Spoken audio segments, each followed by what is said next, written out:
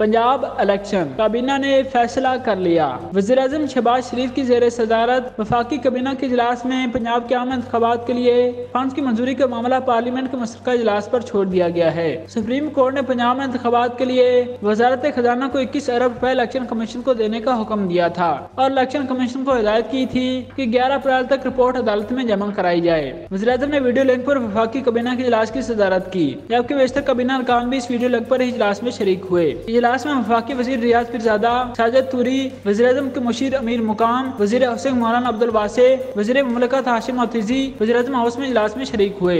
वफाकी वज़ीर सरदार अयाज सादिक, साद रफीक समेत काबीना के चंद अरकान मॉडल टाउन लाहौर से इजलास में वीडियो लिंक के जरिए शरीक हुए, जबकि इजलास में हुकूमत की कानूनी टीम भी शरीक हुई और अहम नौयत के मोड़ पर गौर खोज किया गया। ज़राए के मुताबिक वफाकी काबीना ने मुल्की सियासी मुआशी सूरत-ए-हाल का जायजा लिया और सदर मुमलिकत डॉक्टर आरिफ अलवी के supreme court practice and procedure bill वापस भिजवाए जाने पर भी गौर किया गया। काबीना अरकान ने राय दी सदर आरिफ अलवी के हवाले से हुकूमत सख्त रवैया इख्तियार करे।